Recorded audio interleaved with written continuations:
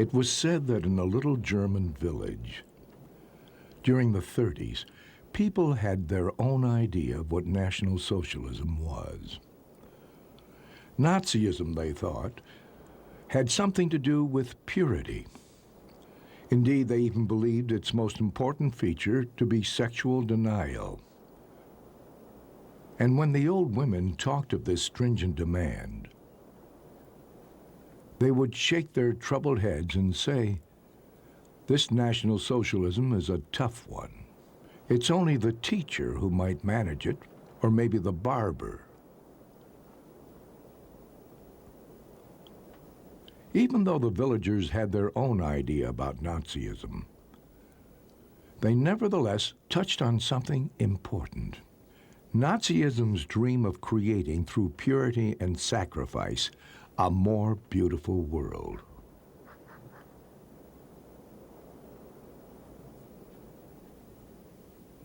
The Nazi gospel warns of a world about to collapse, an eternal twilight that threatens to engulf the earth. The Nazis claim to have discovered the source of this threat and took it upon themselves to eradicate it. Purified and preserved from decay, a new Germany would arise, mightier and more beautiful than ever before.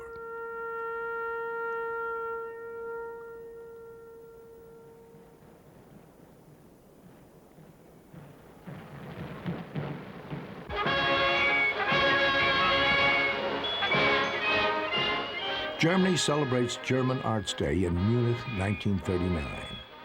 It is the Third Reich's last major art exhibit. Within 6 weeks, the Second World War would commence.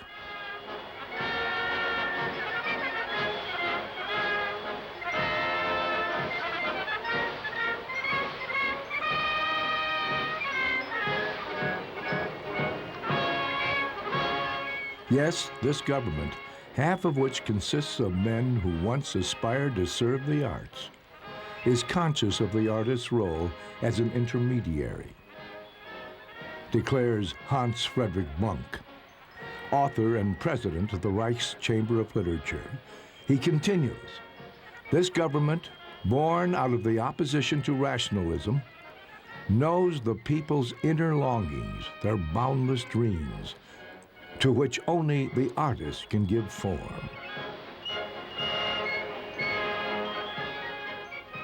Though this claim may be hyperbole, it is not entirely groundless.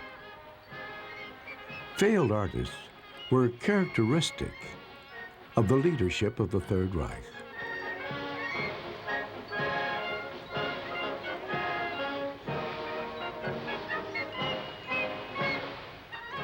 Several of the men nearest Hitler had made serious artistic endeavors. Goebbels, for one, who had written a novel as well as poetry and plays. Or Rosenberg, the party ideologist who had dabbled in painting and entertained literary ambitions.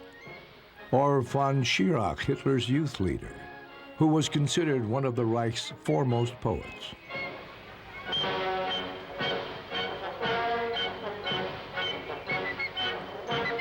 And Hitler himself, a failed painter who dreamt of being an architect. He never abandoned the dream. His artistic efforts extended into the 1920s. Pedantically drawn watercolors in the style of postcards.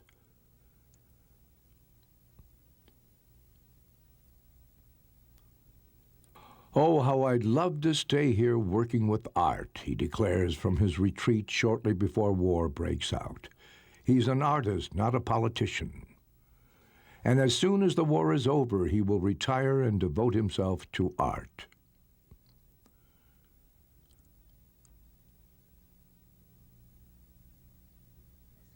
At 18, Hitler had unsuccessfully applied to the Academy of Art in Vienna.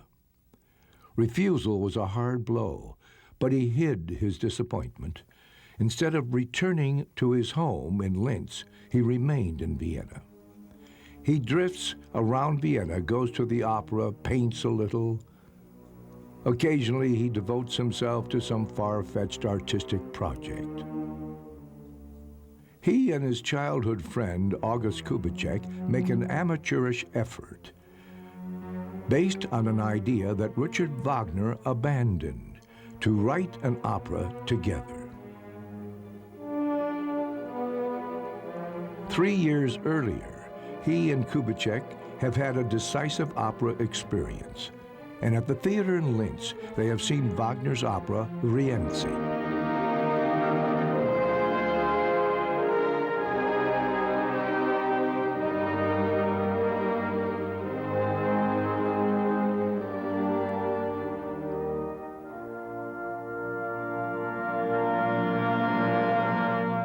The opera is set in medieval Rome. Rienzi, the people's spokesman, rises against the aristocracy. He wants to turn the clock back 15 centuries and re-establish the Roman Republic of antiquity. In that spirit, he lets himself be made tribune of the people. But Rienzi falls victim to a conspiracy.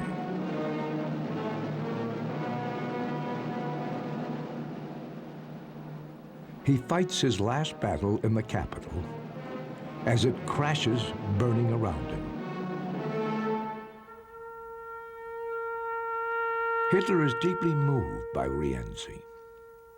Overwhelmed, he outlines for Kubitschek his plans for his own future and that of his people. Later he would say, "It was in that hour it all began." This experience cemented 3 fixations in Hitler that would never lose their grip on him. His fixations on Linz, his home city, on antiquity, and on Wagner. "Whoever would understand Nazism must first know Wagner," said Hitler. And indeed, Wagner occupied a special place in Hitler's imagination. Wagner's political tracks were early favorites of Hitler's. Already in Linz, he had fantasized over his own operas, so extravagant as to eclipse Wagner's works. It was opera's scenic possibilities that fascinated Hitler, the fantastic illusion, the flight from reality.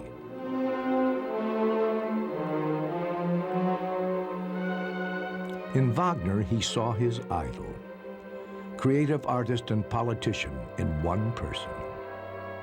Hitler borrowed Wagner's props, anti-Semitism, the cult of a Nordic legacy, the myth of pure blood, all gave contour to Hitler's worldview.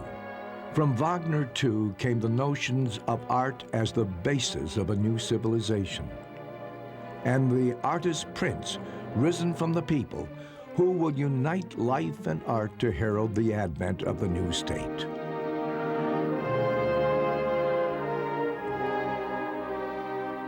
Hitler found use for his artistic bent in political work. He created Nazi props, everything, from uniforms to flags and standards. With his own sketches and instructions, he gave the Nazi movement its form. Hitler's 1923 sketch of the party standard. The goldsmith Gar prepares from Hitler's sketches the first standard of the NSDAP. Propaganda provided the outlet for Hitler's artistic ambitions.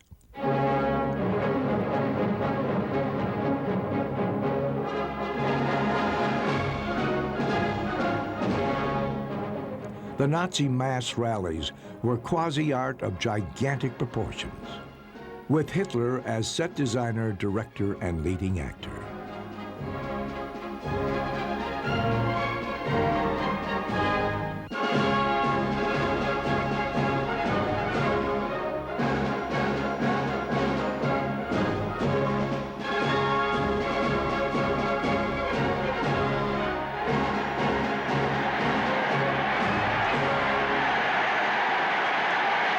Mass rallies also embodied a central Nazi ideal, the myth of the body of the German folk. This myth, the people, the masses, seen as one body with its own circulatory system, would become a basic element in the Nazi vision of racial purification.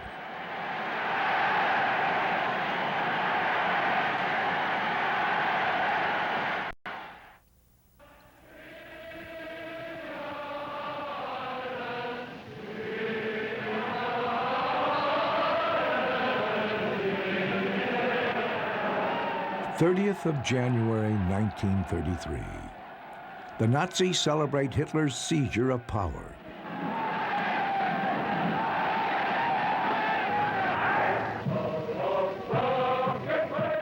Feverish activity is begun to quickly gain control over every level of German society. Everywhere, Nazi activists force their way in.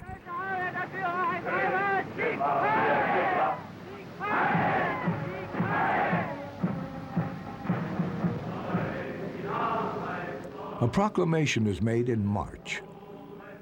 What German artists expect of the new government. The paper's source is a coalition of Nazi cultural groups. Their program demands that Bolshevik un-art and un-culture be destroyed, and they offer at the same time to stand like seasoned soldiers in the vanguard of the struggle. They also demand that all purged works be shown publicly and then burnt as a warning to all. In 1933, a wave of exhibitions of so-called degenerate art washes over Germany. Mannheim, Nuremberg, Dessau, Stuttgart, Dresden.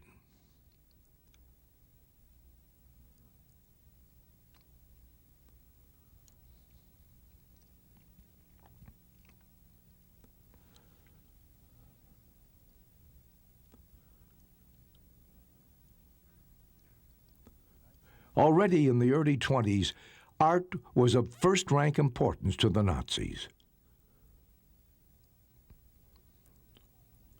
Cultural degeneration was seen by many as a genuine threat.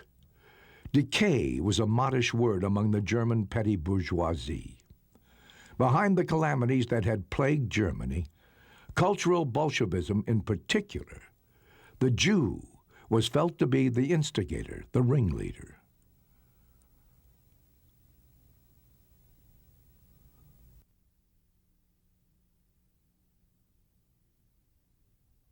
With its skewed perspectives, avant-garde art was to the Nazi an augury of impending doom. To them, the chaos they perceived in it was visible evidence of spiritual and intellectual depravity. In 1928, under the leadership of Rosenberg, the first Nazi cultural organization was founded.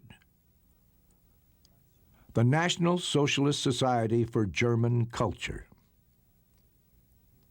One of the 6 founders is SS leader Heinrich Himmler. Later, the society renames itself the Defense Guild for German Culture. The offensive against modern art soon took on a hygienic character. Modern artists' works were said to show signs of mental illness. Their creators were ripe for the madhouse. One of the Defense Guild's most influential members, art theorist Paul Schultz-Domberg, begins a nationwide speaking tour in January 1931. In the world of German art, a struggle to the death rages, not unlike the struggle in politics. And it must be fought with the same gravity and singleness of mind, he says. Showing lantern slides to illustrate the lectures, he projects his vision of art hygiene. By choosing pictures of deformed cases from medical journals and comparing them with modern art, he claims to show a link between physical degeneration and artistic perversion.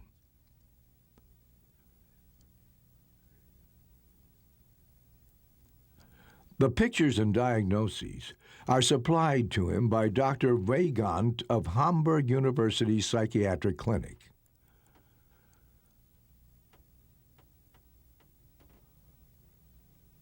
In Schultz-Naumburg's view, art is not only a mirror of racial health. Here he refers to antiquity and the Renaissance, but has as its duty, even as the Grecian marbles did, to be a representative expression of the people's longing for racial fulfillment.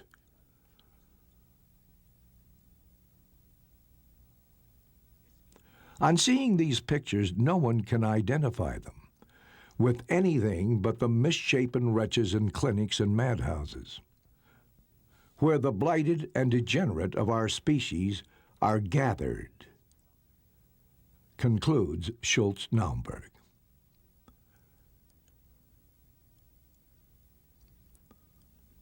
No spiritually healthy person needs to be convinced that an outlook is revealed here which must be forever banished from the new Germany.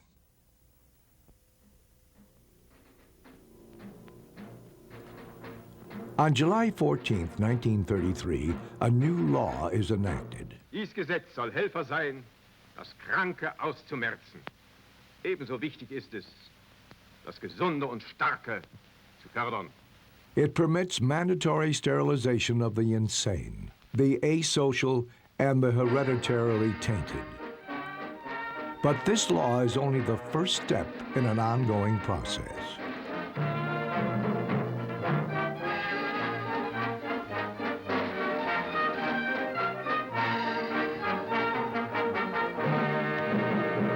In March 1935, an exhibition opens in Berlin, The Miracle of Life.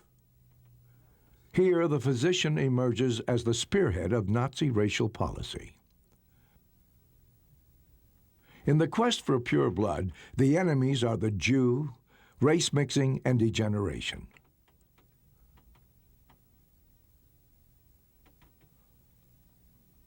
In a special section, Schultz-Naumburg's comparisons turn up.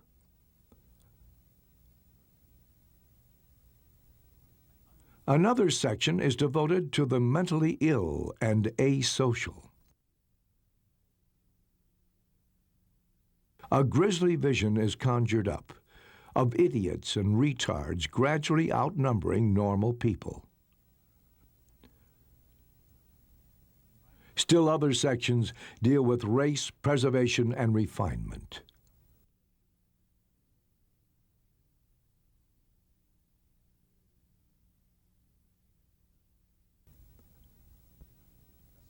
Our first principle of beauty is health, Hitler declares.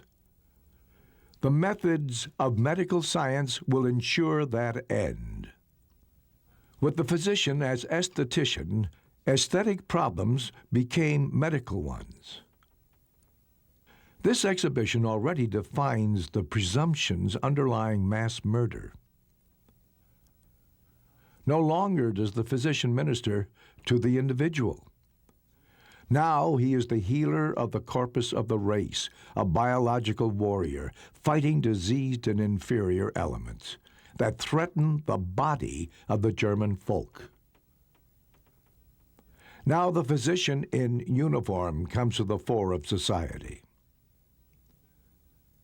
The Nazification of physicians began in the first months of Nazi rule, as Jewish doctors were stripped of their positions.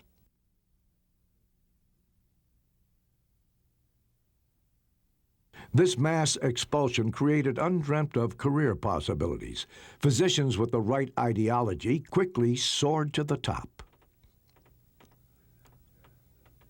Special schools offered courses in Nazi medicine.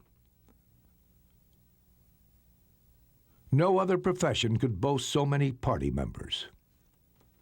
45% of German physicians belonged to the party.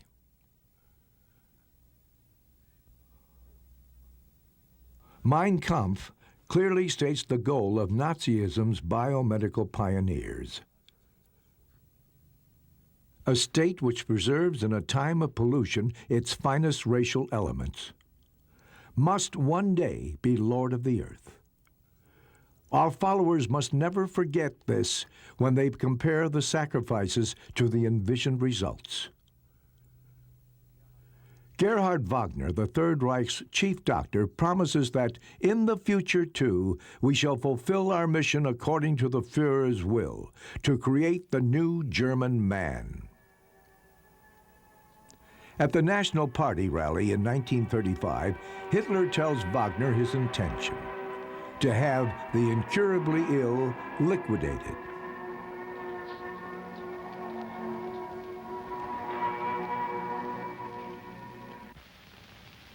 Was wir uns unter der deutschen Jugend der Zukunft wünschen, ist etwas anderes, als was die Vergangenheit sich gewünscht hat. Wir müssen einen neuen Menschen, auf das unser Volk nicht an den typischen Degenerationserscheinungen dieser neuen Zeit zugrunde geht.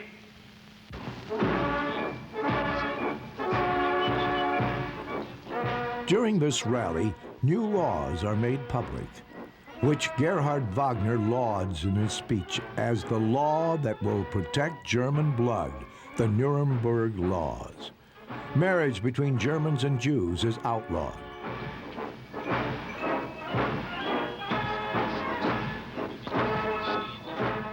In 1936, Wagner discusses with other high-ranking party men and doctors the possibility of making a film.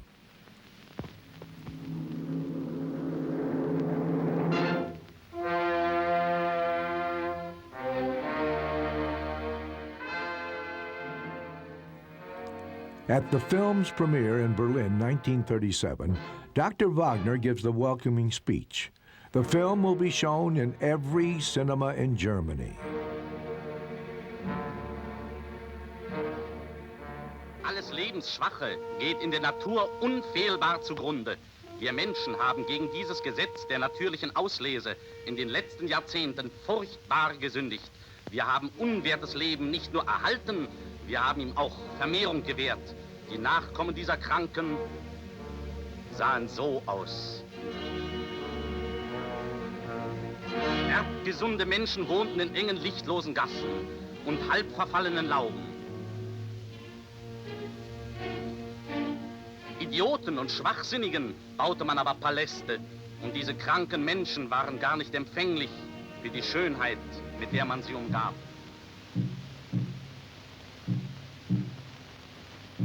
Das deutsche Volk kennt das ganze Ausmaß dieses Elends wohl kaum. Es kennt nicht den drückenden Geist jener Häuser, in denen Tausende lallende Schwachsinnige künstlich ernährt und gepflegt werden müssen, die tiefer stehen als jedes Tier. In den letzten 70 Jahren hat sich unser Volk um 50% vermehrt, während die Zahl der Erbkranken im gleichen Zeitraum um 450% gestiegen ist. Wenn diese Entwicklung so weiterliefe, würde schon in 50 Jahren auf 4 gesunde Menschen ein Erbkranker kommen. Ein endloser Zug des Grauens würde in die Nation hineinmarschieren. Maßloses Elend über ein wertvolles Volk kommen, das dann mit Riesenschritten seinem Ende entgeginginge. Das Gesetz zur Verhütung erbkranker Nachkommen. Beautification of the world was one of the tenets of Nazi ideology. Once long ago, the world was beautiful, but race mixing and degeneration had polluted it. Only a return to earlier ideals could make mankind flourish again.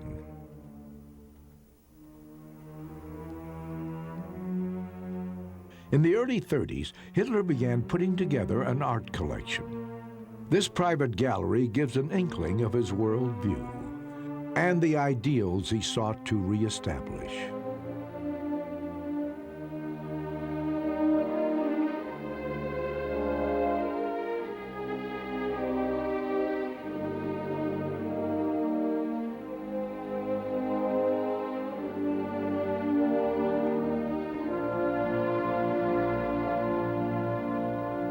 The collection is dominated by art from the Bismarck era.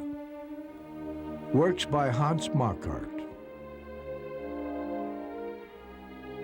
Franz de Frager, Rudolf Epp, Franz von Stuck,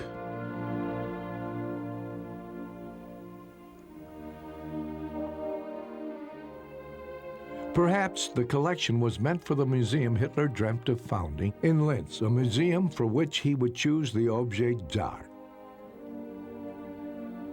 and where he alone would decide what great art was. The collection reveals how limited Hitler's intellectual world was. Among the 74 works included are a few portraits, all of them painted from photographs. One of Hitler's mother, one of his father, two of his niece, Gelly Raubel, the only woman Hitler was ever close to, a suicide in 1931. One of his deceased chauffeur, Julius Schreck, and one of Richard Wagner. As museum founder, Hitler would create the Reich's first great art event.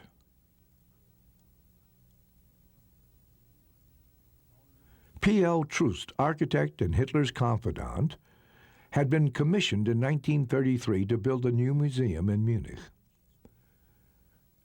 In October, Hitler lays the foundation stone.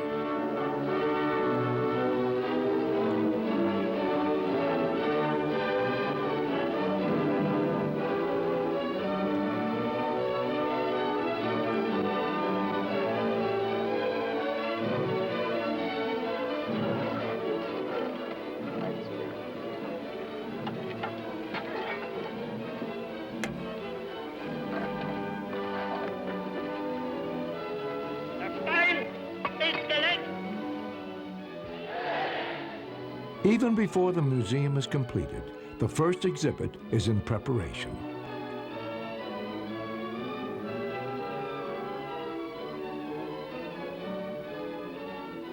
A jury made up of experts whom Hitler trusts are to make selections from the 15,000 works submitted. 6 weeks before the museum's opening, Hitler inspects the results. Disappointed, exasperated, he takes over the job himself. Heinrich Hoffmann, his photographer and well-versed in Hitler's taste, is assigned to model the exhibit after Hitler's intentions. On July 18, 1937, the House of German Art and the Great German Art Exhibit are unveiled. It is a showing of the new genuine German art.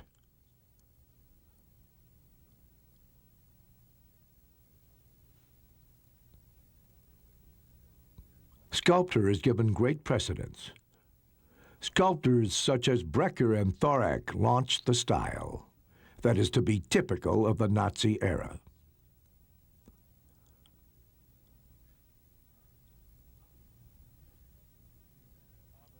But Hitler's inauguration speech is not about art alone. This exhibit represents the end of lunacy in art and the denial of the German people's culture. Henceforth, we shall wage a relentless purgative war against the rearguard of our culture's disintegration. A flyer comes with a catalog.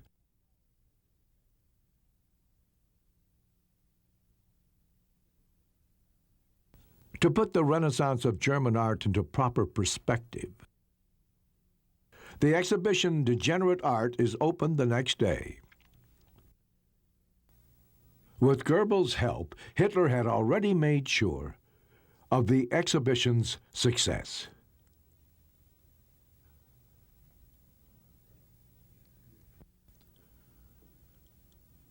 The Degenerate Art Show would put an end to Jewish art Bolshevism.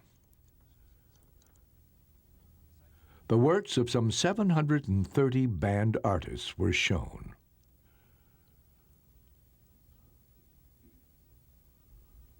Oskar Kokoschka, Emil Nolde, Franz Marc, Max Beckmann, Yankel Adler, Ernst Ludwig Kirchner. German art had now undergone its purifying bath, but Nazism's ambition to beautify included every area of life.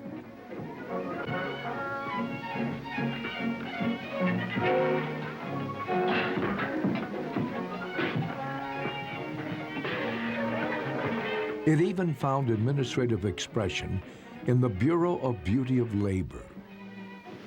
Wir hatten uns schon daran gewöhnt, dass unsere Arbeitsstätten, die Fabriken und Berghöfe hässlich und schmutzig aussehen. Das wird nun anders. Unsere Arbeitsstätten sollen schön und würdig werden.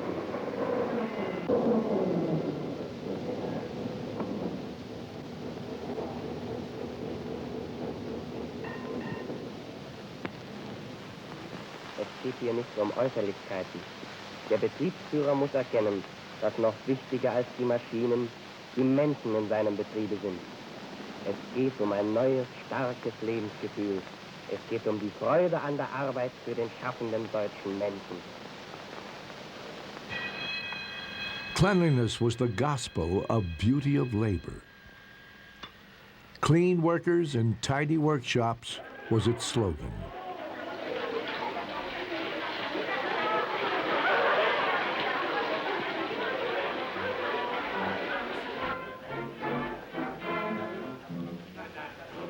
Beauty of labor meant liberation of the workers through cleanliness.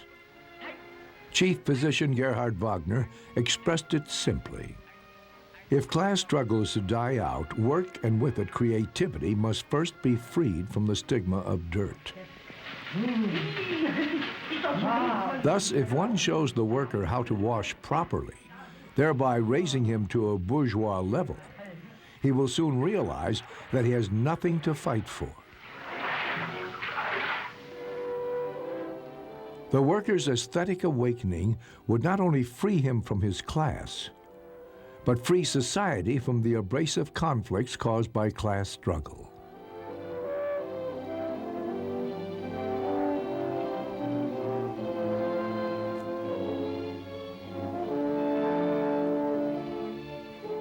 The society would be the embodiment of an ideal, cleansed from all ugliness, untouched by chaos and filth.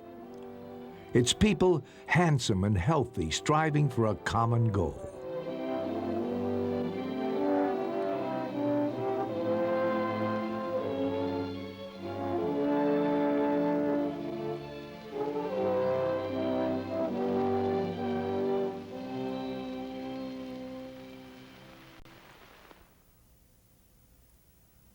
To characterize this new epic, new buildings must be erected.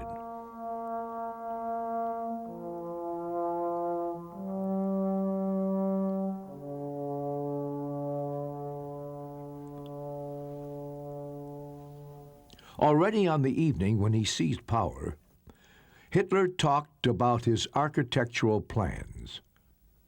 Hitler called the Chancellery a piddling cigar box, and architect Albert Speer's first major task was to create a new chancellery building worthy of the new state.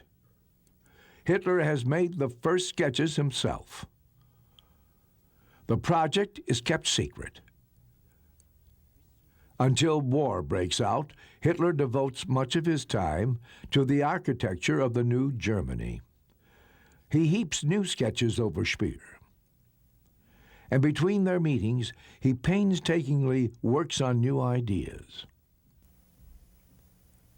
The volume of this architectural vision is gargantuan. More than 40 cities are in line for monumental building projects. Ich lege den Grundstein zum Neubau des Hauses, des Fremdenverkehrs in Berlin und befehle damit zugleich den Beginn der Arbeit des Umbaus von Groß-Berlin. On June 14, 1938, Hitler proclaims a sweeping new design for Berlin. Und größeren Berlin, das neue und größere Deutschland einer glücklichen geschichtlichen Zukunft entgegenzuführen.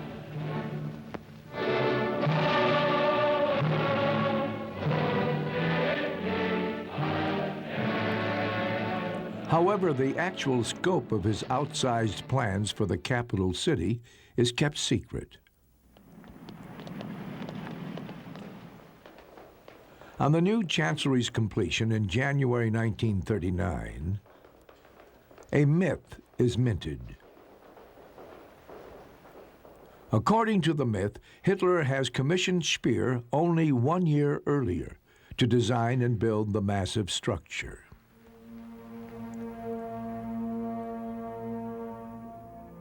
In fact, the actual work had begun 4 years before.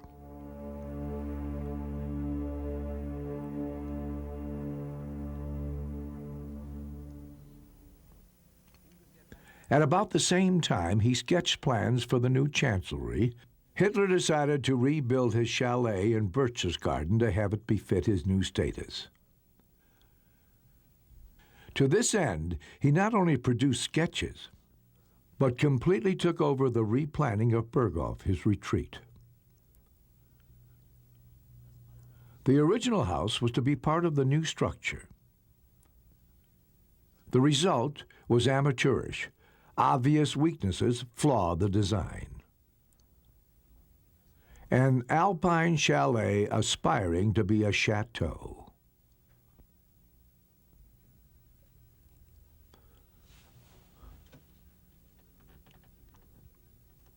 Hitler's pride was a retractable window, the world's biggest, with an area of 32 square meters.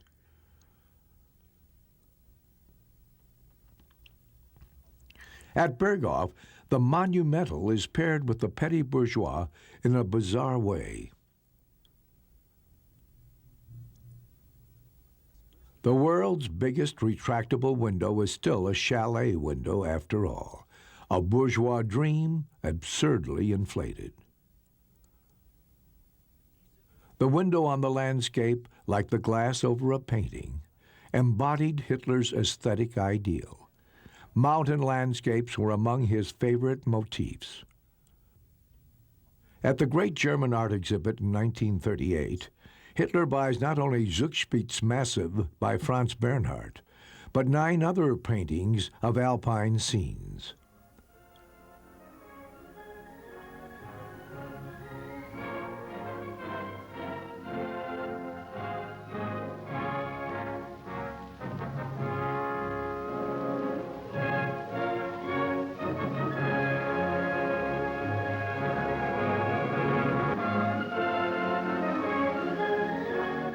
For the yearly exhibitions in the House of German Arts, Hitler's photographer Heinrich Hoffmann is now the one-man jury.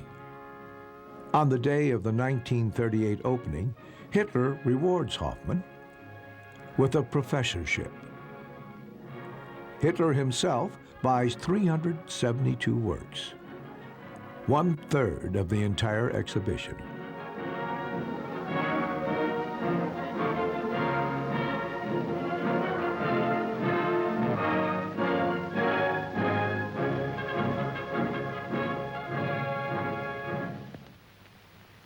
Seit die nationalsozialistische Bewegung nach langjährigem Kampf endlich mit der Führung des Reiches betraut wurde, sind noch nicht 6 Jahre vergangen. In his inaugural speech, Hitler notes something of special importance to it: the acquisition of the classical Greek statue, the discus thrower, by Miron. Die beste Darstellung des Diskuswerfers, die jahrzehntelang in römischem Privatbesitz den Augen der Öffentlichkeit verborgen war, ist jetzt in deutschem Kunstbesitz. Dieses erhabene Hitler lets this event cap his speech as he says, "Let us perceive how splendid man's physical beauty once was, and how we may only speak of progress when we have not only achieved such success, but even surpassed it. May we find here a measure of the tasks which confront us in our time. May we strive as one for beauty and elevation, so that both our race and our art will withstand the judgment of the millennia."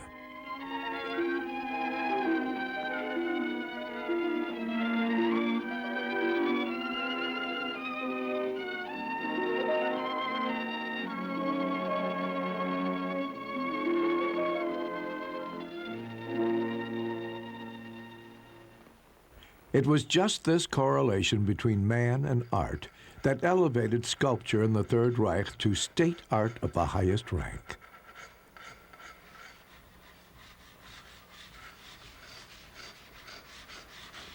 Sculptors like Arno Breker and Joseph Thorak were not only artists, they were creators of a new type of man. It was their task to convey an image of the goal envisioned. To attain it, the Nazis would soon resort to more concrete measures. And it is Hitler himself who sets the process in motion. In 1938, he becomes active in a case that attracts his attention. The case of a child born blind who lacks one leg and part of an arm. Hitler orders his personal physician, Karl Brandt, to intervene. The child, whose name is Knauer, is said to be an idiot. Brandt, in Hitler's name, will tell the child's doctor to perform euthanasia, that is, to kill the child. Brandt was also to inform them that any judicial measures taken against them would be, through Hitler's fiat, null and void. Later, Brandt was told to implement euthanasia in all similar cases. Euthanasia means helping someone who is suffering to die. In the context of Nazi racial policy, the term would find a new meaning.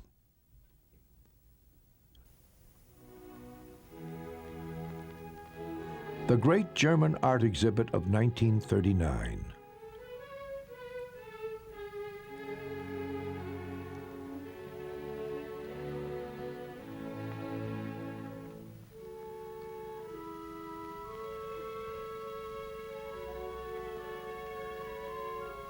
Hitler buys for himself 264 works.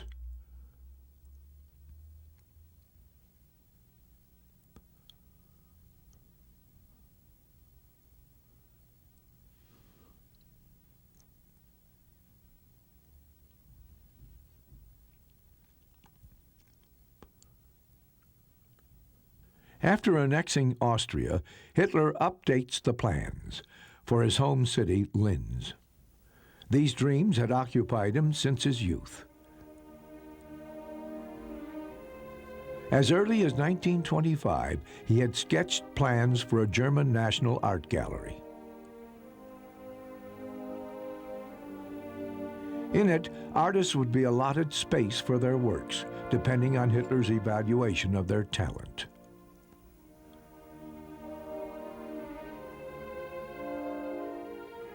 These dreams now take on enormous proportions. Hitler's state visit to Italy in 1938, during which he inspects Italy's art treasures, fuels his plans even more. He envisions Linz as the world's new center of culture. Gigantic building plans are drawn up. Hitler makes one sketch after another.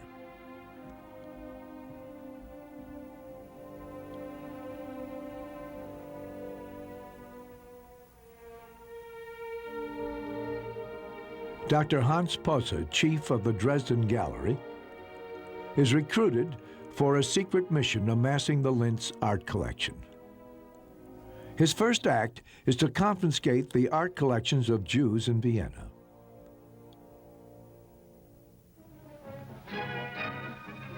On September 1st, 1939, Germany attacks Poland. The Second World War has begun. 9 days before, Germany signed a non-aggression pact with the USSR. 2 weeks after war's outbreak, Hitler inspects a virtually vanquished Poland. A few weeks later, Hitler orders the start of the euthanasia program. Germany is to be cleansed of its failed human specimens.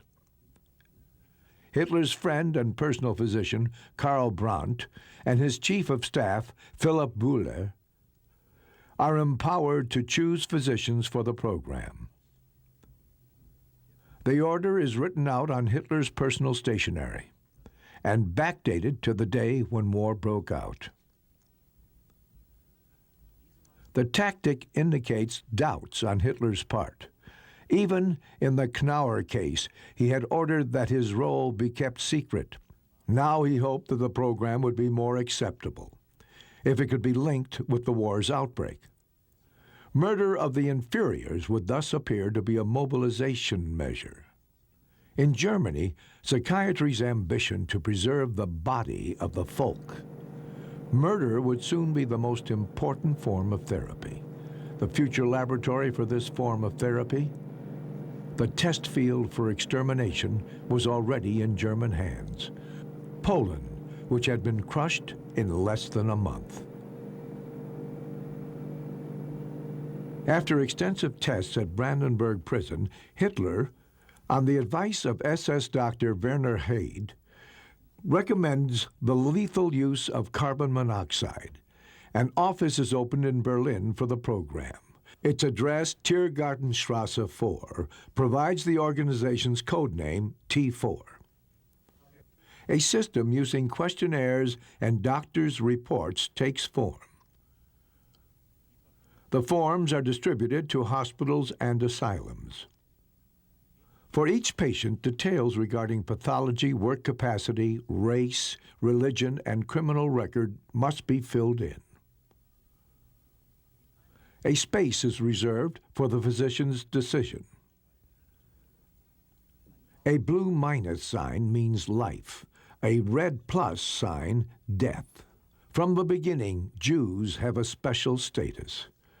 For them, the diagnosis that they are Jews is enough. Later, the screened-out patients are fetched. SS personnel in white coats attend to their transport. The bus windows are painted over to prevent people from seeing in. After a temporary layover, the patients are transported to the death facility. During this time, their families receive 3 letters. The first one states that the patient has been moved on account of the war. Then a second letter confirms that the patient has arrived safely. A doctor has signed it with a faked signature.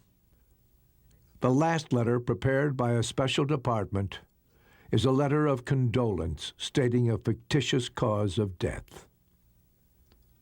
The signature on it is faked.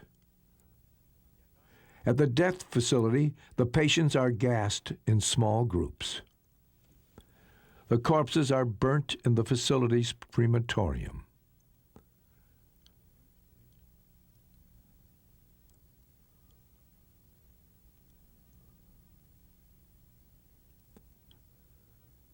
In the T4 program, the Nazis' medical vision had found its vehicle of practice. That the T4 doctors falsified signatures and behaved like criminals does not mean that they doubted their own convictions. No, they worried that the German people might not be ready to understand their actions. The killings could have been done by any butcher, but if medical legitimacy was to be maintained, a doctor would have to open the gas taps.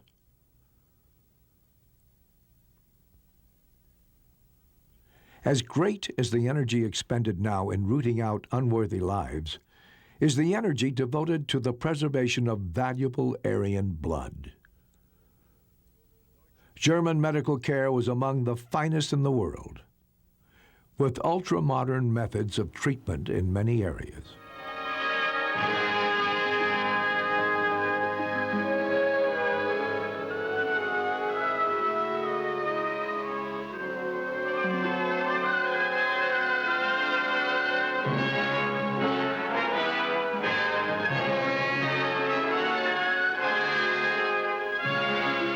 This double role, the physician healing with one hand and killing with the other, gradually began to sow misgivings among the German people.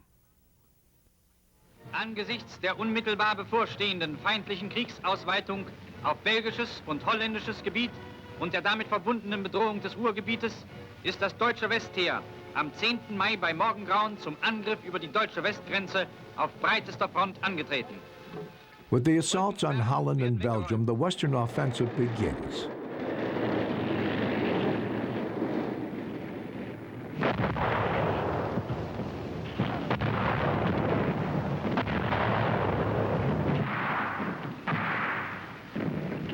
In mid-June of 1940, Hitler is at his military zenith.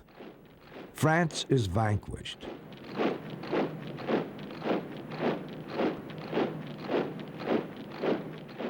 In the gray dawn of June 23rd, a plane lands at Le Bourget outside Paris. Hitler fancies an art tour and arrives with a group of artists to inspect the fallen Paris.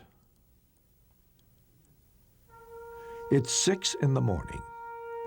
For the first time in his life, Hitler visits the French capital. At his side, the Führer has sculptor Arno Becker and architect Albert Speer and Hermann Giesler. Their first goal is the Paris Opera. As an expert on opera houses, Hitler takes the lead. In all of Europe, there is hardly a theater of renown whose plans he has not studied, and he has carefully pored over the blueprints of the l'Opéra in Paris. So well does he know the building that he finds an antechamber missing. In fact, the room had been eliminated during a renovation.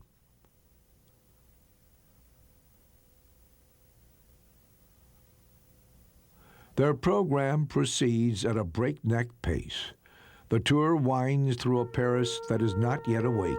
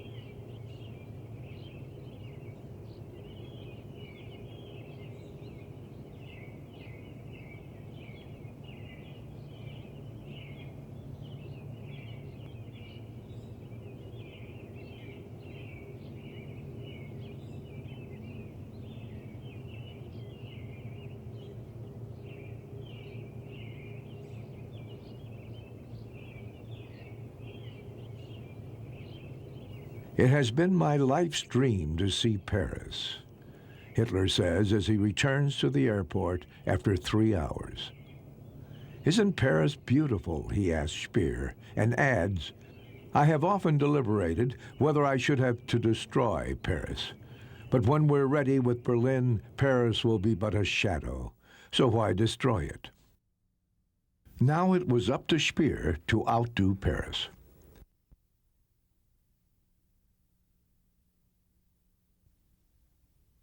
The blueprints for the future capital of the world empire were now completed.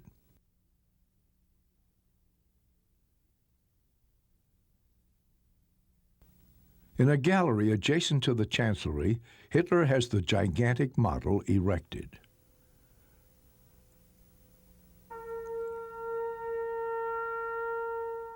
Here is Hitler's own triumphal arch, twice as big as the one in Paris. Speer has drawn it from a sketch Hitler made in 1925.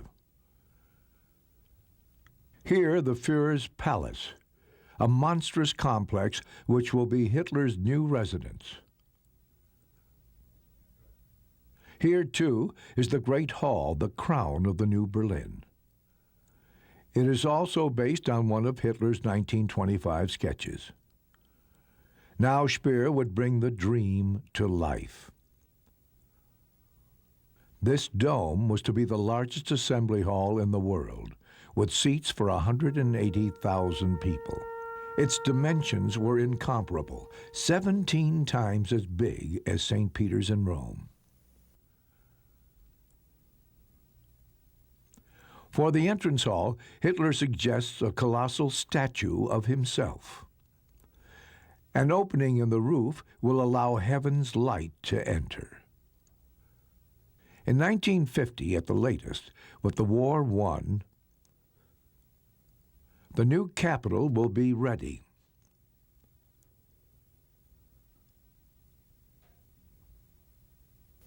The Great German Art Exhibit of 1940.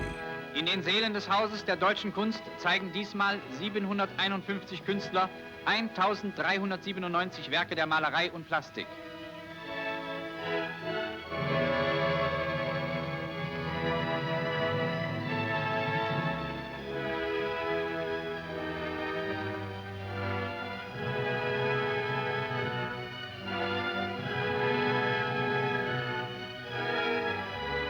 Hitler buys 202 canvases and sculptures.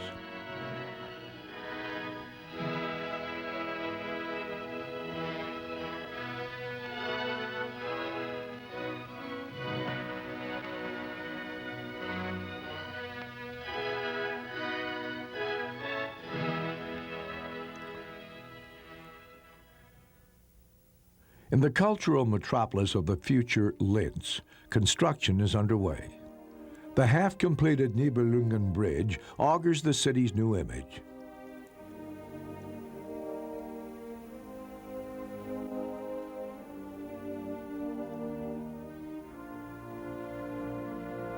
Now and then, Hitler pays an unexpected visit to his home city.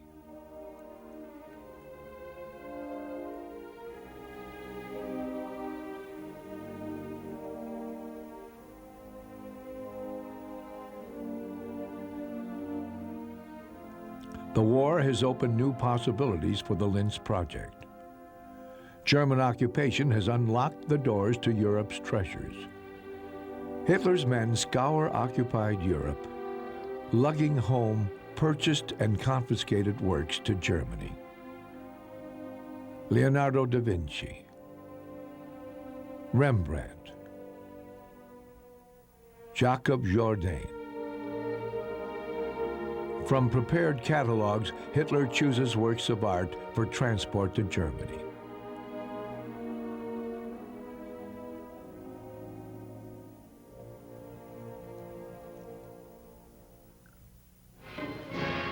Deutsche Truppen in Athen. On April 6, 1941, Germany attacked Yugoslavia and Greece. On April 27th, the German army marches into the Grecian capital.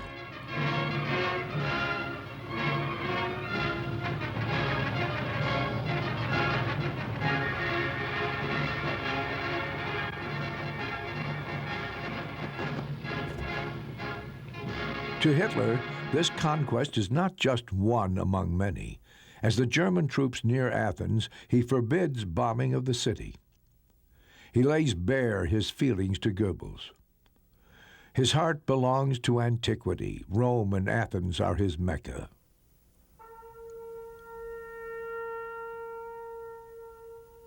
Hitler's mind is fixated on antiquity.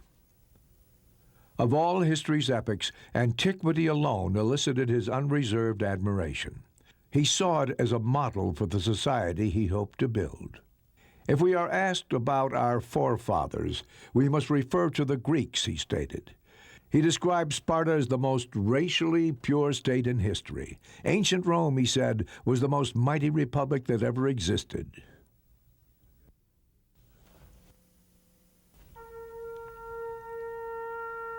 Athens, Sparta, Rome, Hitler said.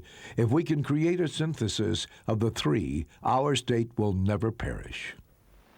Auf einer Frontbreite von 2400 Kilometern vollzieht sich der größte Aufmarsch, den die Geschichte bisher gesehen hat. Die besten Soldaten der Welt sind zum Schutze der Kultur gegen die Barbarei angetreten.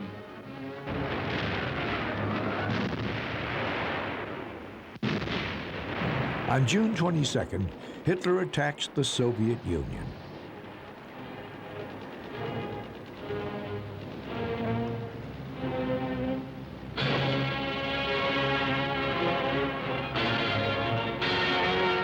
But failing to crush England, he thrust Germany into a two-front war.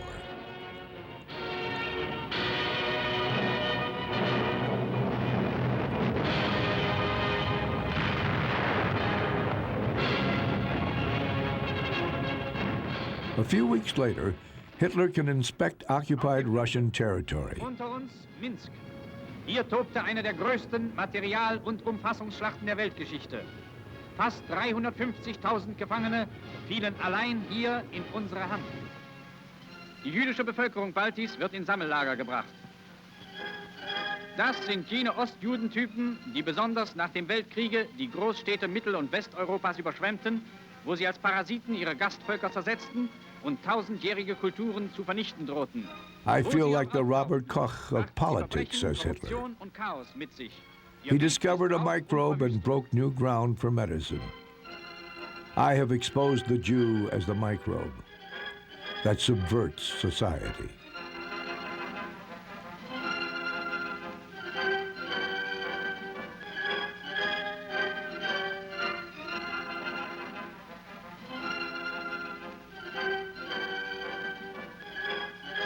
The Great German Art Exhibit, July 1941. For the first time, Hitler has no time to attend the opening. He has made his choices beforehand, buying 121 works.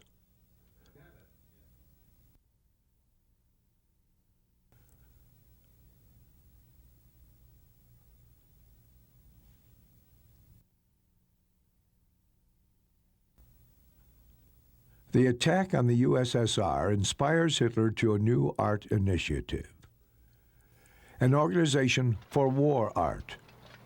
Artists will depict the Eastern Offensive firsthand from the front.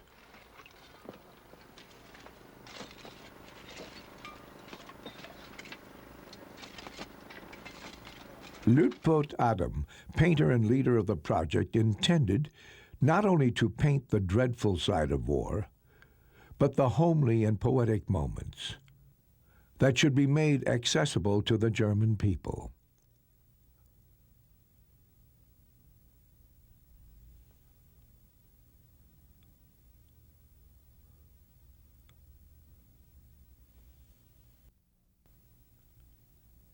While German troops advance across Russia's vastness, Germany's largest sculptor's studio is alive with frenetic activity. Joseph Thorak is working on a sculpture in monumental format, destined for the party's rally grounds in Nuremberg.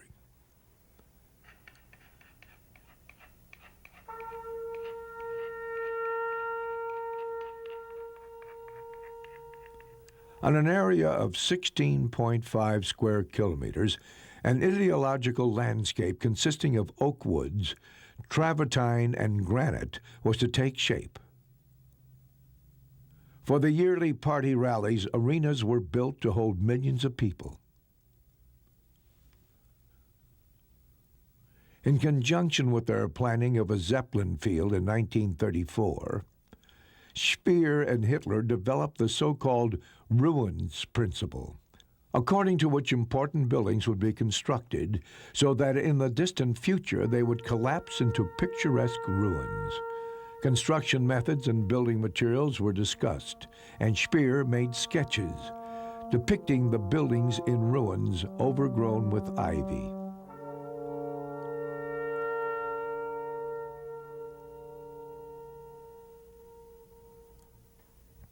The 360-meter-long tribune on the Zeppelin field was inspired by the altar at Pergamon. The Congress Hall was inspired by the Colosseum in Rome.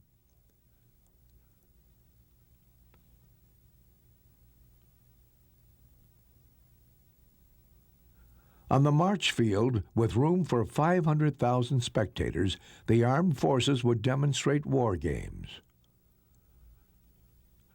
Joseph Thorak's huge statue would stand above the tribune's reviewing dais.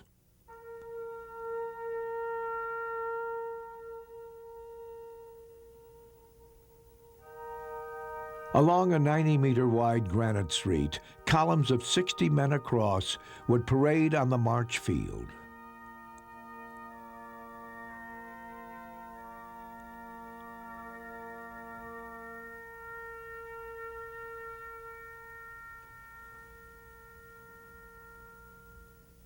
On the site of the German stadium, excavation was in full swing. This sports arena was to contain 400,000 people and be the grandest construction of its type in history.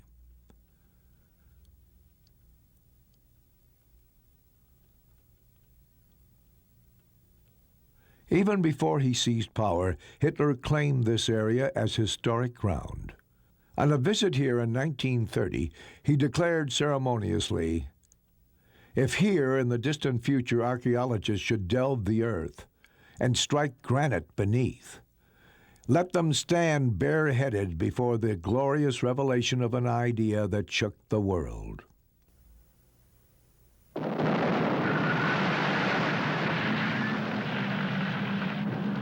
Hitler calculated that the Soviet Union would be beaten in 4 months and that the majority of Russians would side with the Germans, thus hastening the Russian collapse. But he also had other objectives which were incompatible with this idea and seriously jeopardized his plans. His plans for enslavement and genocide influenced the war at an early stage.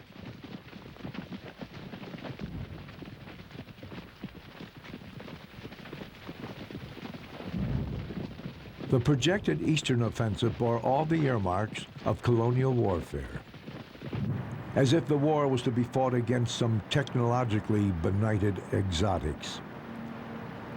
But one wonders if Hitler's fixation on antiquity didn't influence his strategy and his war objectives. His plans to enslave neighbors no less civilized or technologically advanced, or to wipe them out, to displace vast hordes of people and reduce whole cities to ashes, transposed the war's objectives back several thousand years in time. The ghosts of ancient wars seemed to haunt Hitler's modern war machine. An ultra-modern war with ancient war objectives. This pattern calls to mind antiquity's wars of annihilation, the Punic Wars, the destruction of Carthage. Victory was not enough. The goal was to invalidate the enemy's raison d'etre through annihilation of his cities and people.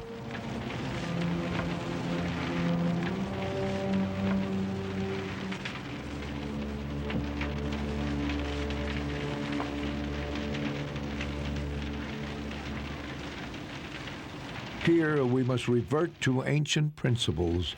The city must be leveled with the earth, said Hitler of Leningrad. He had similar plans for Moscow, so that the Russian capital might be erased from memory. A gigantic dam would be erected on its former site.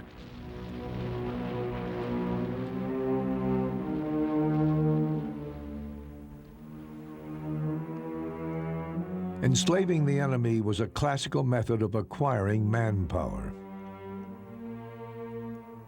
The Nazis applied this method systematically to a degree unparalleled in modern times.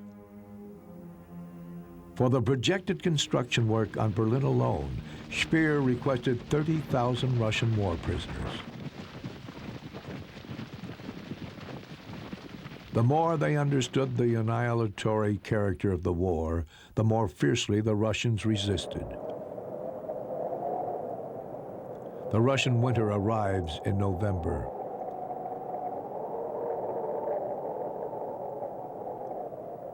There will not be a winter campaign, Hitler had assured his generals.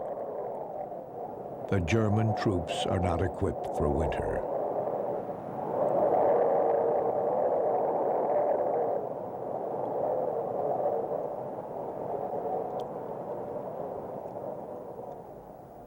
The artists who were sent to depict the Russian offensive carry out their assignment. Their pictures bear the stamp of defeat.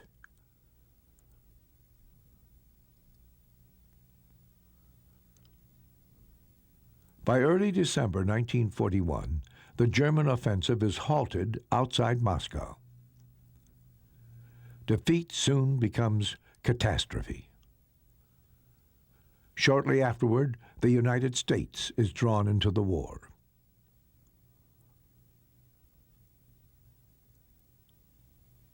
As 1941 fades to a close, Hitler senses that the war has reached its turning point. The proposed objectives lack material support. Hitler's vision of world dominance begins to waver. All that remains now is the Third Reich's death throes, an agony in slow motion. A secondary war objective begins to take shape, the annihilation of the Jews. At a conference in Wannsee on January 20th, 1942, the fate of European Jewry is sealed. Plans for the final solution to the Jewish question are drawn up.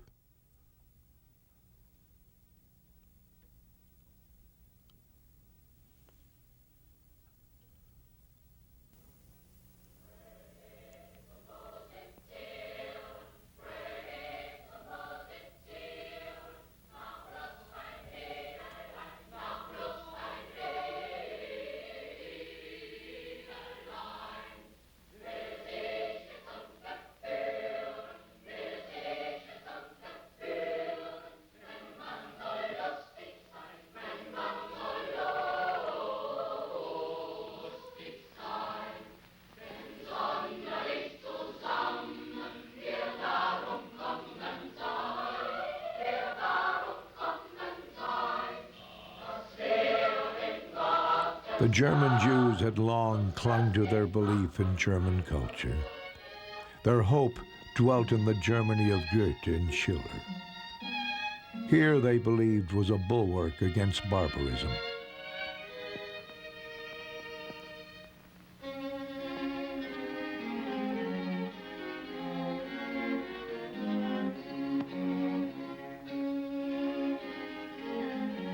In 1933, the Jews made up less than 1% of the German population. 500,000 people. By 1941, more than half of these had fled the country. The 11 million European Jews never quite sensed the coming disaster.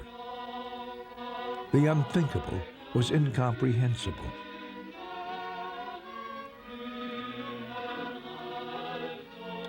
The other Germany had fled into silence or exile. For a good while now, the Third Reich had been killing people to make way for the new culture.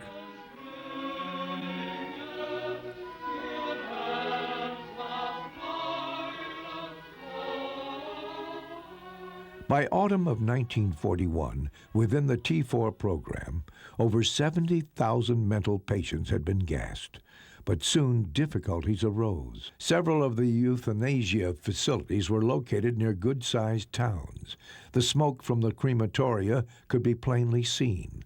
Locks of hair wafted upward through the chimneys only to land on the streets. Drunken T4 personnel blabbered in nearby taverns. Rumors circulated about which illnesses the program dealt with. Word was that brain-damaged soldiers would share the fate of the insane. Protests from the German clergy fueled the apprehension. The fact that rumors were being spread in wartime about the liquidation of wounded soldiers was unacceptable. In August 1941, Hitler stopped the more conspicuous aspects of the program. After that, the secrecy around extermination policy was tightened. Following the troops advancing eastward, special SS units, the so-called Einsatzgruppen, had the task of systematically shooting Jews, gypsies, and political commissars.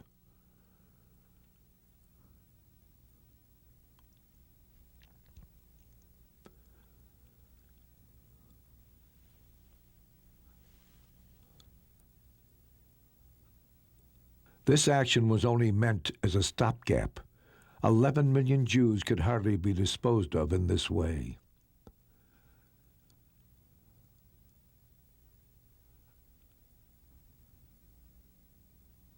The organization which Hitler trusted to carry out extermination, the SS, were the avant-garde of Nazism. It was the cream of society. Lawyers, physicians, and other educated men that SS leader Himmler recruited to its hierarchy. An ideal example of this selection is Reinhard Heydrich, a skillful fencer, an avid violinist, and one of the pioneers of the extermination policy.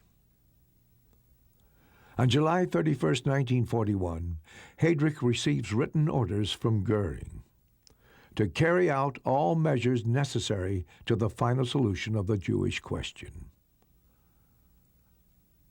In autumn 1941, Himmler and Heydrich name SS Captain Herbert Lange to carry out the next phase of the extermination in the East. Lange had experience of execution by gas. For the euthanasia program, he had tested a new method in East Prussia, gas vans. Using 3 of these vehicles in Kumhof, not far from Lodz, Lange will set up the first extermination camp in history. The vans serve as both gas chambers and transport trucks. The motor's exhaust is pumped into the boot. The victims are driven a short way, then dumped, and pitched directly into mass graves. The SS, too, is obliged to care for the body of the folk on 2 fronts.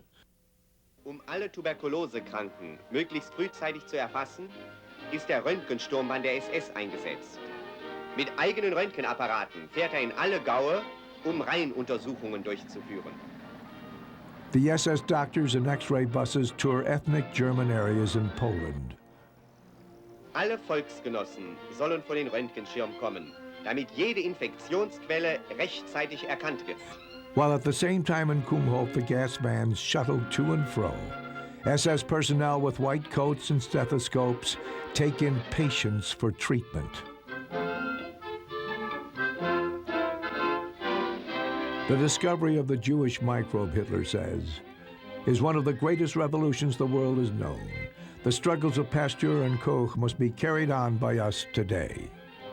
Countless diseases have but one microbe as their cause, the Jew. We shall be healthy when we have eliminated the Jews.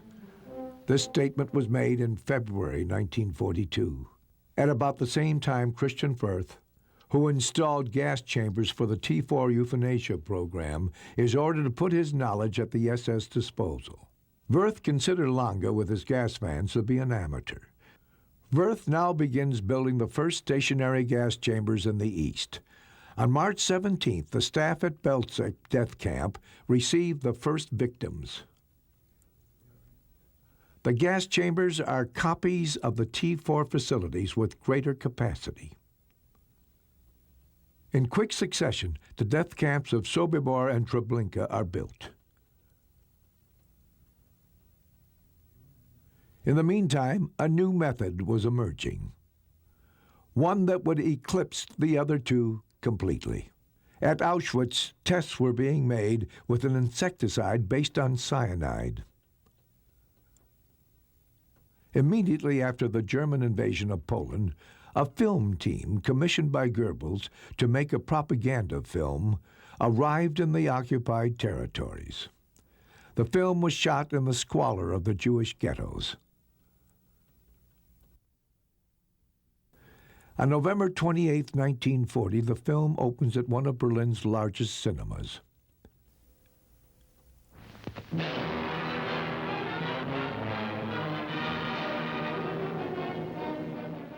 The audience consists of representatives of the party, the army, the arts and the sciences. Here, the campaign against the Jews reaches its zenith. This is the end of the propaganda war, the beginning of mass extermination.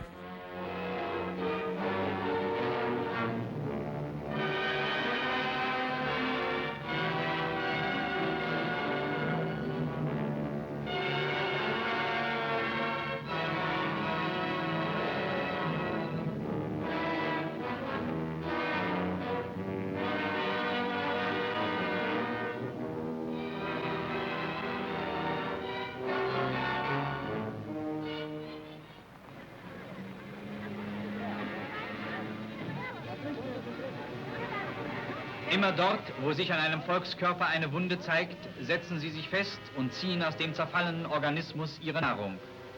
Mit den Krankheiten der Völker machen sie ihre Geschäfte und darum sind sie bestrebt, alle Krankheitszustände zu vertiefen und zu verewigen.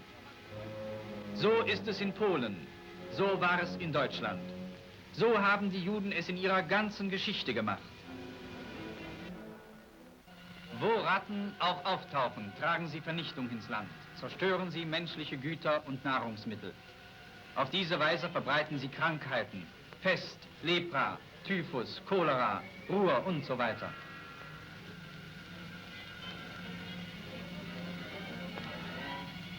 Sie sind hinterlistig, feige und grausam und treten meist in großen Scharen auf. Sie stellen unter den Tieren das Element der heimtückischen unterirdischen Zerstörung dar. Nicht anders als die Juden unter den Menschen.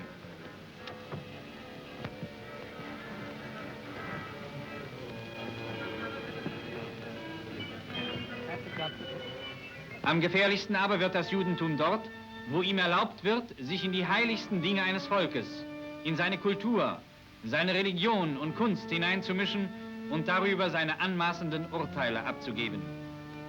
Der Schönheitsbegriff des nordischen Menschen ist dem Juden von seiner ganzen Natur aus unverständlich und wird ihm ewig unverständlich bleiben. Für die Reinheit und Sauberkeit des deutschen Kunstempfindens hat der wurzellose Jude kein Organ. Was er Kunst nennt, muss seine entarteten Nerven kitzeln. Ein Geruch von Fäulnis und Krankheit muss es umwittern.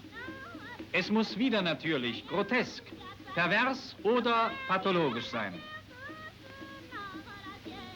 Diese Fieberfantasien unheilbar kranker Hirne wurden einst von jüdischen Kunsttheoretikern der deutschen Öffentlichkeit als höchste künstlerische Offenbarung aufgeredet.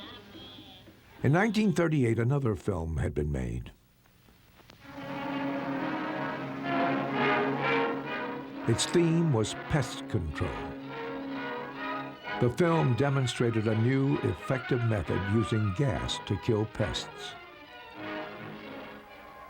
Die Anopheles-Mücke bringt die Malaria. Die Gelbfiebermücke, auch ein Todfeind des Menschen.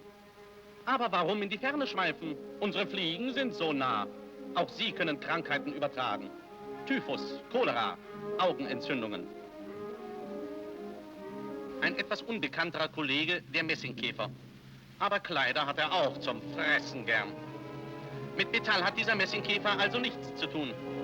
Dafür macht der Holzwurm seinem Namen Ehre.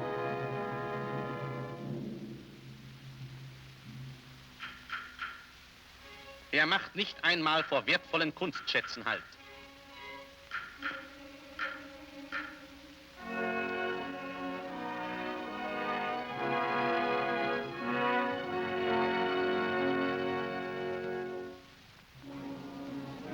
Die Chemie liefert uns zu diesem Kampf die schärfsten Waffen, die Giftgase. In 2 more years, carbon monoxide will begin to be used on mental patients, and 3 years will pass before this gas is first used at Auschwitz. The gas is called Zyklon B. Blausäure, die ja äußerst giftig ist, eignet sich zur Schädlingsbekämpfung ganz besonders. Hier ihre einfachste Anwendungsart. Man lässt sie von porösen Gipswürfeln aufsaugen, die dann in gewöhnlichen Blechbüchsen gasdicht verschlossen werden. Mit Blausäure durchgast man größte Betriebe ohne jede Gefahr für Mensch und Material. Die Fenster werden gasdicht verklebt. In April 1943, Himmler gives a private speech before some SS officers. Hier sitzt der Feind. Anti-Semitism is like being deloused. Getting rid of lice is hardly a philosophical issue. It's a matter of cleanliness. Similarly, anti-Semitism is a hygienic measure that we have been forced to endure. We shall soon be deloused. There are only 20,000 lice left. They will soon be extinct in all of Germany.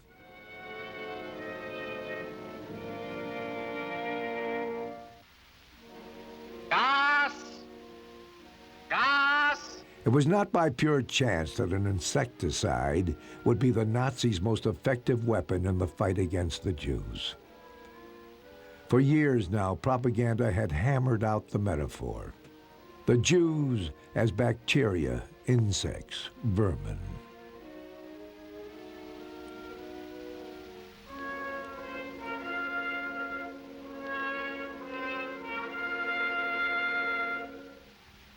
Therefore, to Auschwitz Commandant Rudolf Höss and his personnel, it cannot have been far-fetched that the stuff used to kill the camp's pests could also be used on people.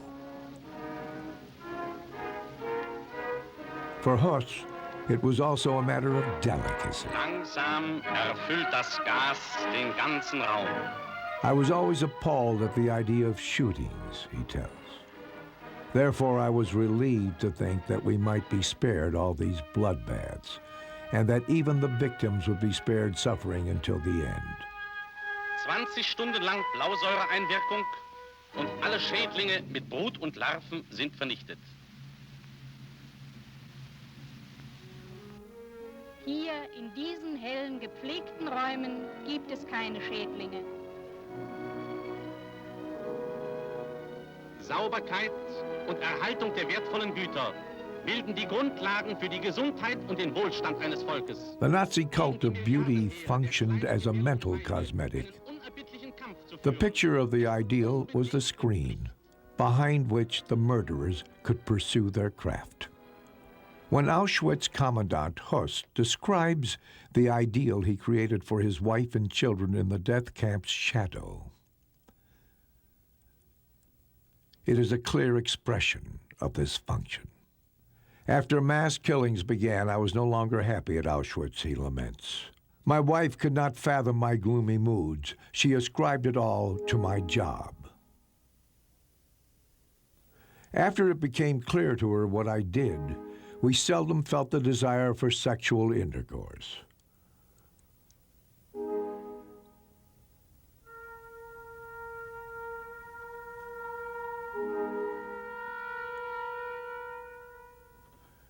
From 1942 on, the gas chamber was the foremost tool of extermination. The mass shootings had ceased.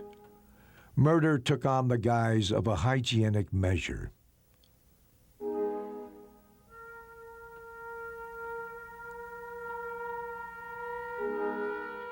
At Auschwitz, the medical aura was kept intact.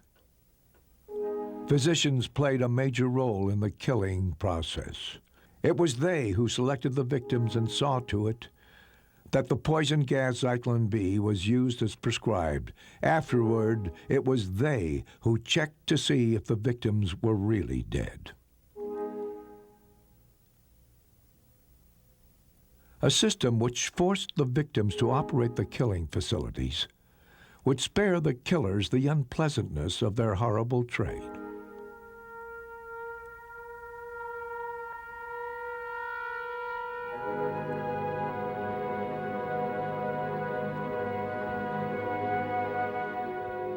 Mass murder was the ultimate consequence of Hitler's ambition to create the new man. The cosmetic of the Nazi beauty cult finally found its way into the gas chamber. The killing was a biological mission, a holy tribute to pure blood. The death factories were anthropological sanitation facilities, instruments to beautify the world.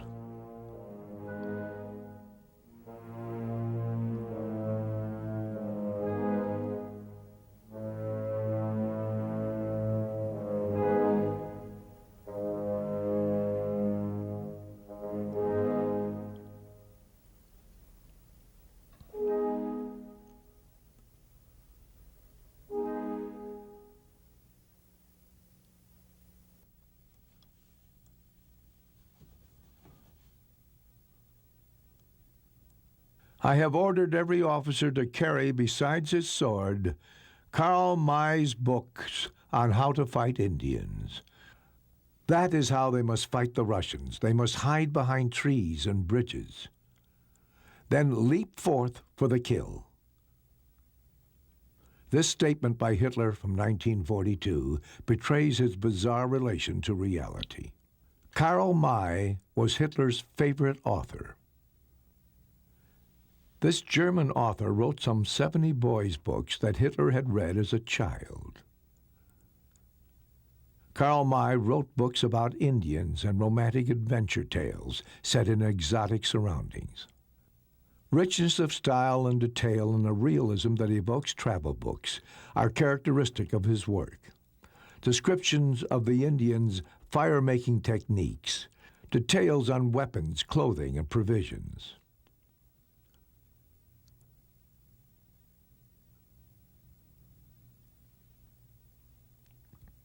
Karl May had never visited the places he wrote about, nor had he ever come in contact with foreign peoples or influences.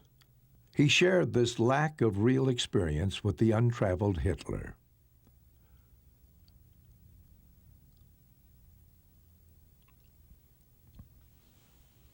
Even as an adult, Hitler continued to read Karl May's books. During the war, he could cite Karl May as proof that it wasn't necessary to know the desert to command troops in Africa.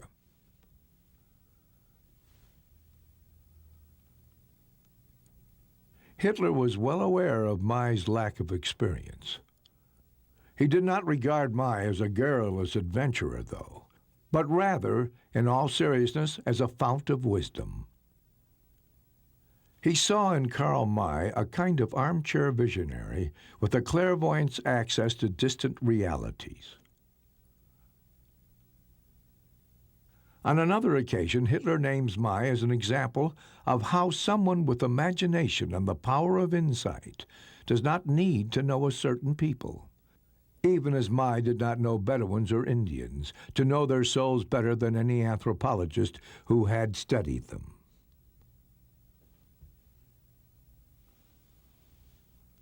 To Hitler, Karl May was proof that one needn't travel to know the world.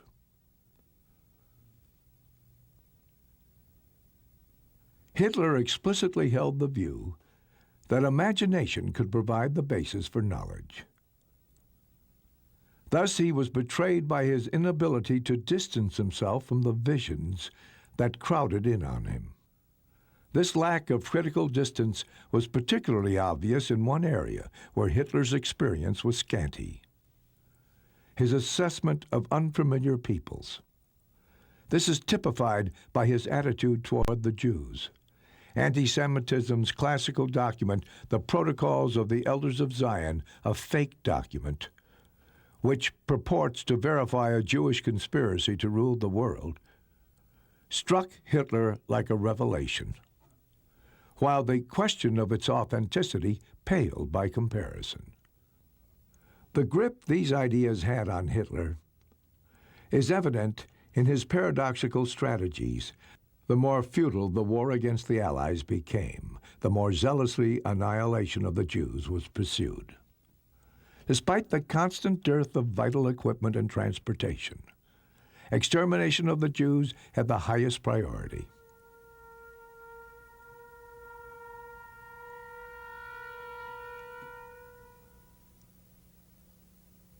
To understand this seeming lack of logic, one must reflect over the nature of Hitler's anti-Semitism. He saw the Jew as a subhuman, a cancer spreading itself over the world.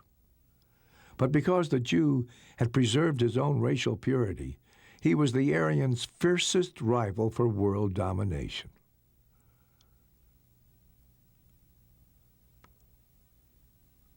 In Hitler's imagination, a fight to the death was raging against the strongest and most dangerous of enemies.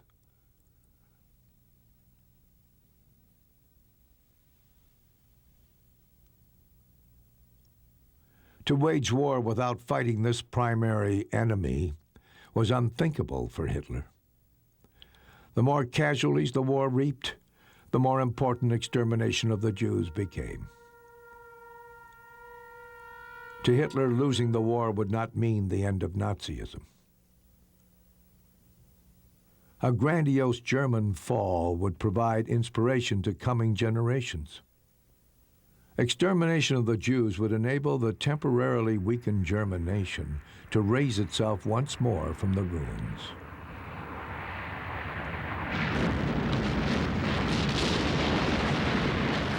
On the night of May 30th and 31st, 1942, thousands of British bombers expelled their payloads over Cologne. For the first time, the Allies strike a deadly blow to Germany's heart. The destruction is horrible. The attack is a harbinger of the firestorms that will now plague Germany.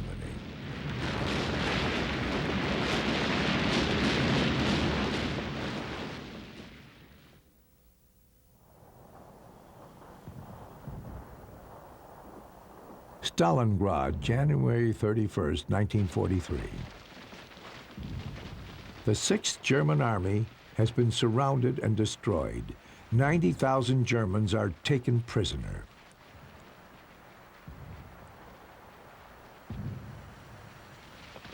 And now the whole world knows that Germany is losing the war.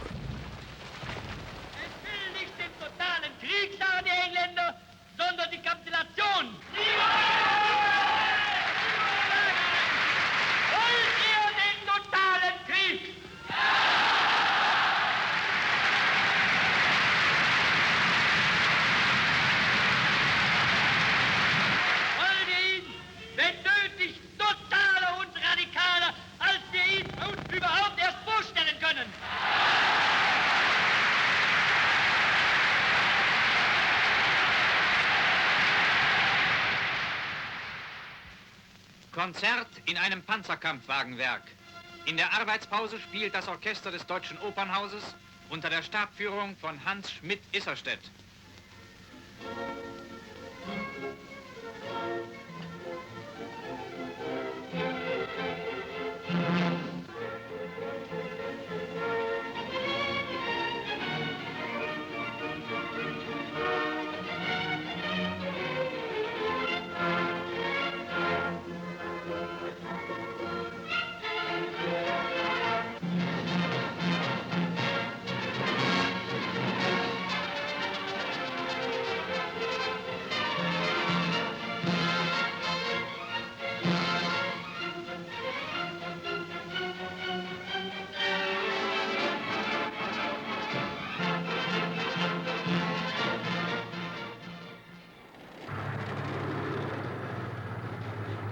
The Soviet armies are now advancing all along the front. As the German troops retreat, the SS are given still another mission. Himmler has ordered that every trace of the mass murders be eradicated. The job is to be carried out by a special unit, Sonderkommando 1005. Even as the German war machine slowly falls to pieces, Sonderkommando 1005 is occupied with the cosmetic adjustment of history. Before the Russian onslaught, the mass graves must be opened, the corpses burned, and the skeletons ground to dust in bone mills. Weeds will be sown to hide the grave sites. The Great German Art Exhibit 1943. Trotz der Stürme des Krieges kann die Kunst in diesem gigantischen Schicksalskampf ihrer Aufgabe dienen. Hier einige der ausgestellten Werke.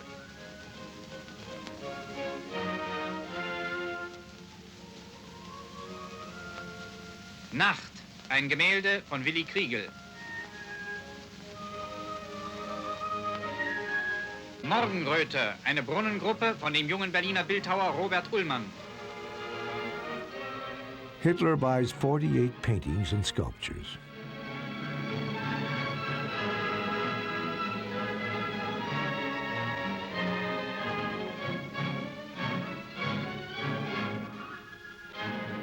Hitler's plans for the Linz museums are still proceeding apace. Architect Hermann Giesler works non-stop on the blueprints and models. The hunt for Europe's art treasures continues. Between 1942 and 43, Hitler's men acquire some 3,000 more works. Vermeer, Rubens, Vicelli, Amigoni. Each work is carefully catalogued. In war-torn Germany, an evacuation is planned. The art treasures will be stored in a salt mine in the Austrian Alps.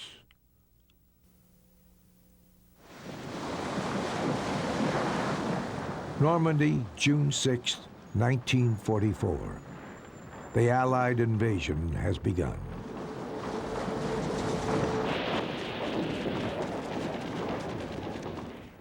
Paris, August 20th. The Allies approach Paris. The Germans are preparing to pull out of the city.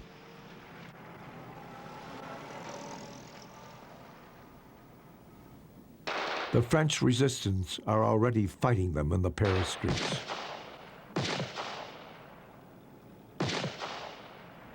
Over 4 years have passed since Hitler visited Paris as her conqueror.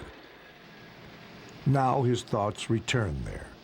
On August 23rd, he orders defense of the city. If this fails, Paris is to be leveled with the earth.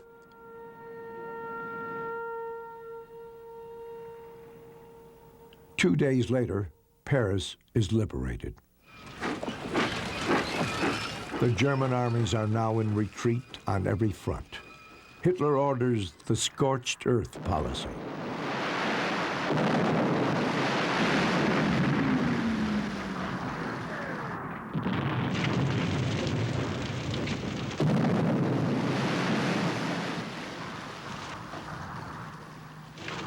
The Allies have penetrated Germany's national borders.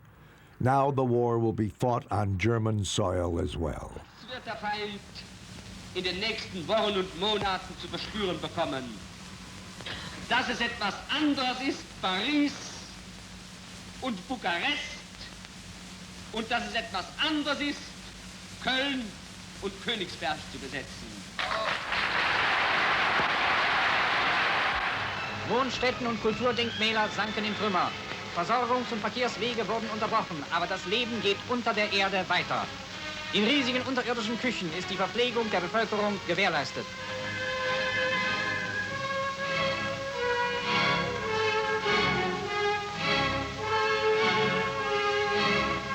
Archive und Sachwerte wurden den Zerstörungen nicht erreichbar in Sicherheit gebracht. Die Verwaltung der Stadt hat sich der Forderung des Tages entsprechend angepasst. Hier gibt es kein Vorzimmer mehr. Hitler prepares his retreat to a bunker beneath the Chancellery in Berlin.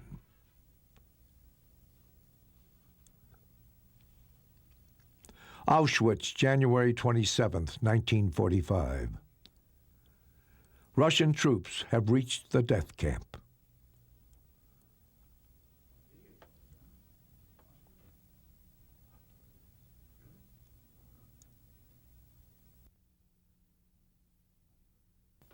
On February 9th, Hermann Giesler delivers to Hitler's bunker the final model of Linz's recreation.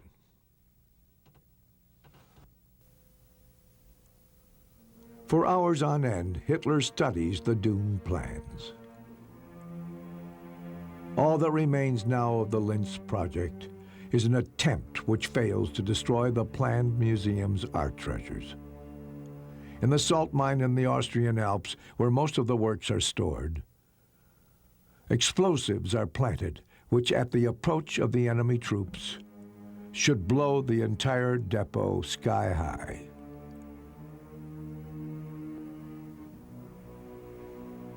Rapidly now, the Allied armies approach Germany's core.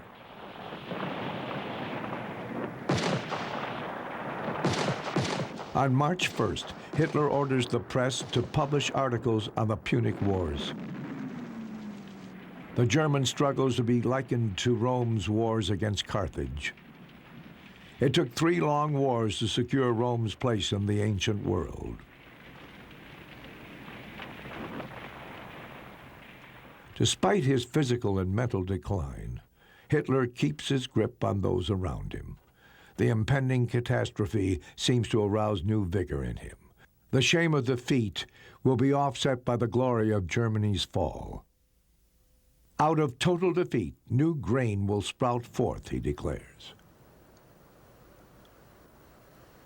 On March 19th, Hitler orders targeted areas emptied of population at once, and all supply depots and objects of real value destroyed. If the war is lost, the German people are also lost, Hitler maintains. It isn't necessary to be concerned about what the Germans will need for elementary survival. After this struggle, only the inferior will be left. The good will have perished. The Germans, Hitler's chosen people, had left him in the lurch. Now they would meet their doom.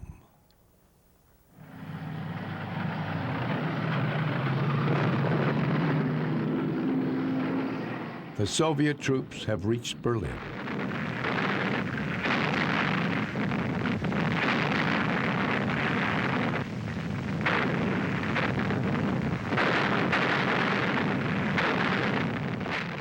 I will be true, though all have me forsaken.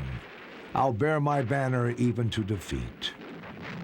Upon my tongue a madman's words awaken, yet if I fall, this banner will be taken, to be in death my glorious winding sheet. Already in 1933, Baldur von Schirach had penned this verse, based on Hitler's own words. As if this drama's final scene was most important, they had begun at the end. Hitler saw doom as art's highest form of expression. Each time that he and Bayreuth had seen Wagner's Götterdämmerung with its fiery collapse at the end, he would reach for Winifred Wagner's hand in the darkness of the box and kiss it with devotion. The drama had now become reality for Hitler. Its completion was his final and decisive theatrical mission.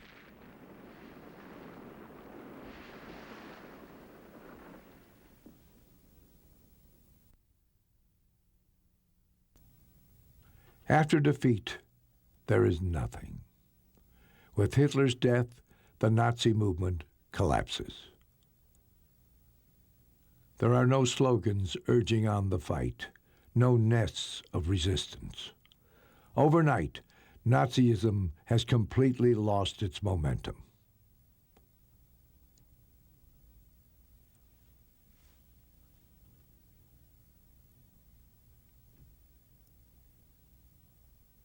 Far from Germany, in the cellars of the victors, portraits of the Nazi hierarchy come to light decades later.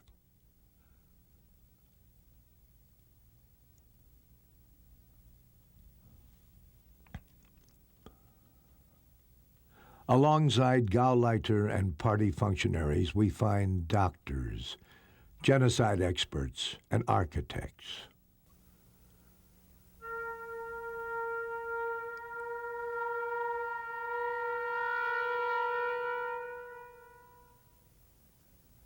Defining Nazism in traditional political terms is difficult, mainly because its dynamic was fueled by something quite different from what we usually call politics. This driving force was, to a great degree, aesthetic. Its ambition was to beautify the world through violence. From the first murders of mental patients to the mass murders of Jews, there is no real political motive. It was not enemies who were liquidated, nor opponents of the regime, but innocent people whose very existence was in conflict with the Nazi dream.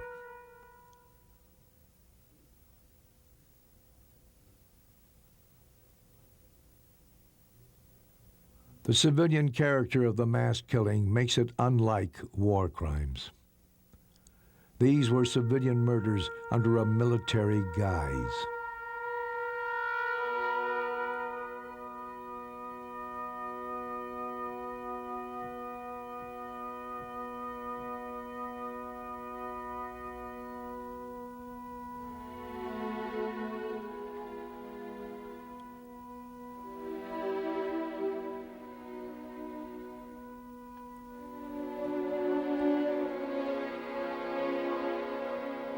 The obscure mental baggage, the bizarre political notions, which constitute a kind of under-vegetation in European culture, suddenly saw the light of day with Hitler.